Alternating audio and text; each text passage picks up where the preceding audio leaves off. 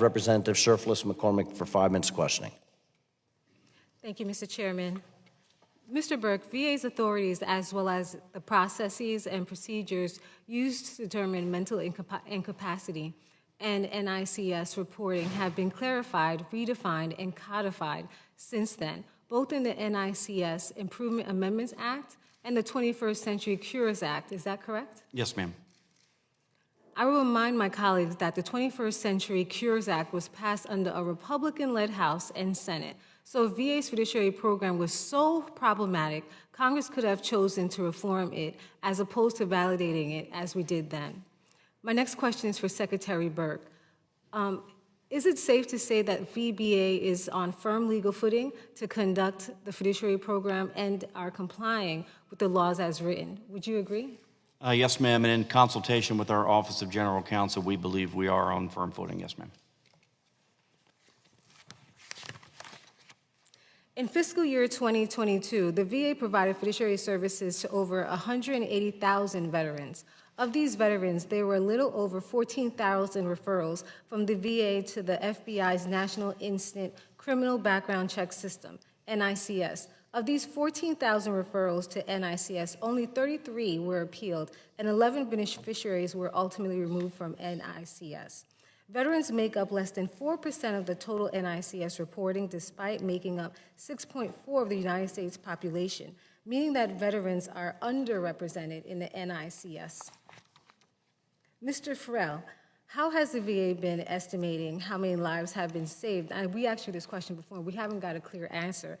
Is your office currently collecting the information to make this determination?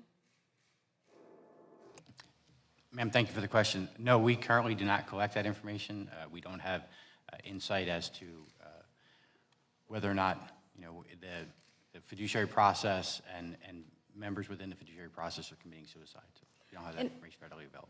Thank you. As I mentioned earlier, only 33 were appealed out of the 14,000 veterans. How is information made available to veterans that they have the rights to appeal?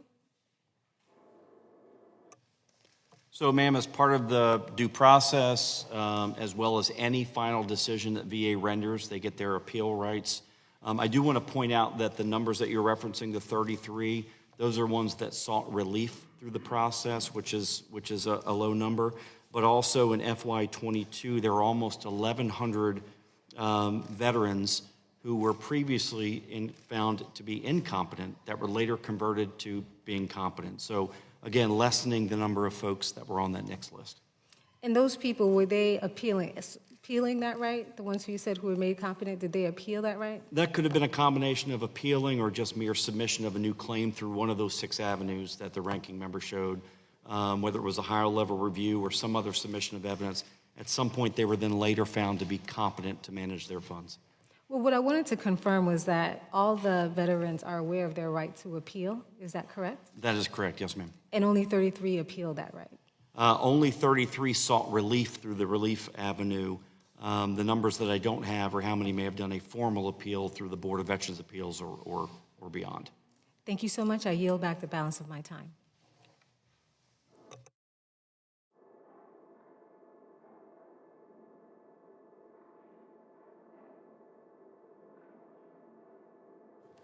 Thank you. I will now recognize